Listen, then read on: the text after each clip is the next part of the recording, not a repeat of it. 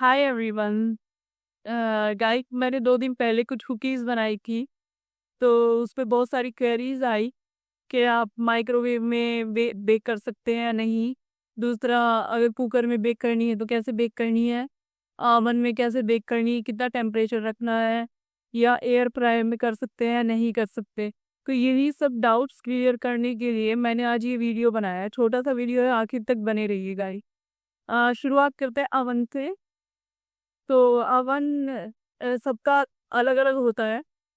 जैसे 170 degree Celsius पे हमेशा बोलते हैं, या 180 डिग्री सेल्सियस पे बोलते हैं केक बेक हो जाएगा।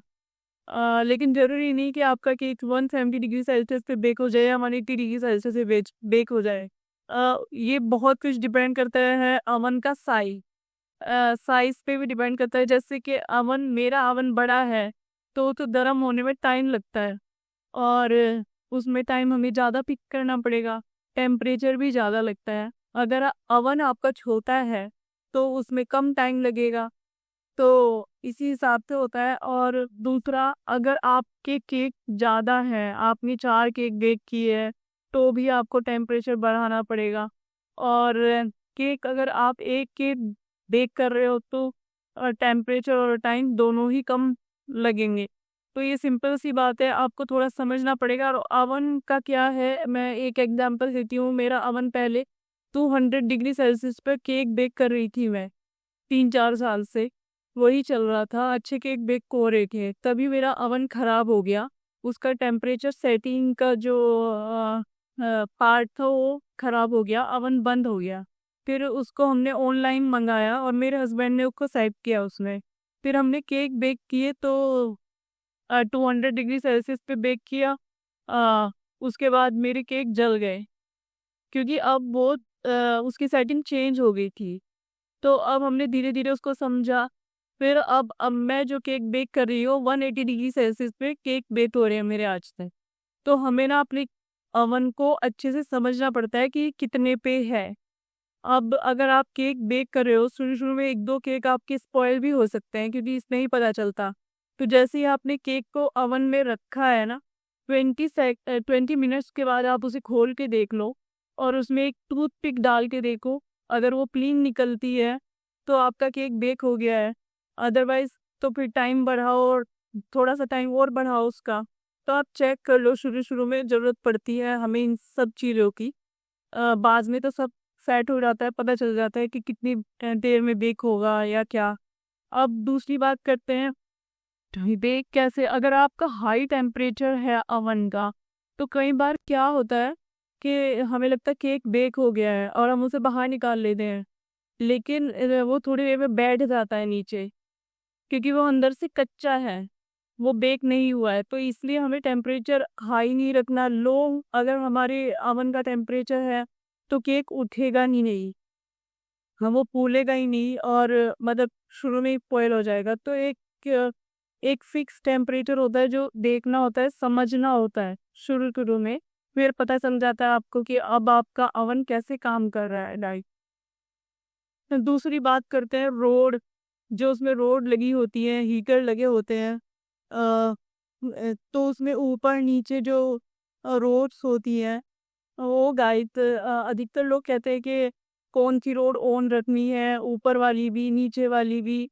तो मैं हमेशा दोनों रोड ऑन रखती हूँ, अपर रोड भी और लोअर रोड्स भी। लेकिन मैंने बहुत सारे होम बेकर्स को देखा है, तो वो नीचे वाली रोड ऑन करते हैं और केक बेक करते हैं। लेकिन मुझे उनके केक थोड़े से अजीब लगते हैं, क्योंकि वो ऊपर से सफ़ेद दिखाई देते हैं। जैसे मेरा ये केक है, ये सफ़ेद नहीं है, ये ऊपर से भी सिका हुआ है। तो मैं बोथ रोड ऑन करके ही हमेशा केक बेक करती हूँ। मैंने कभी नहीं किया कि मैं लोअर रोड पे ही काम करूँगी। ऐसे ही मैं कुकी पे भी करती है।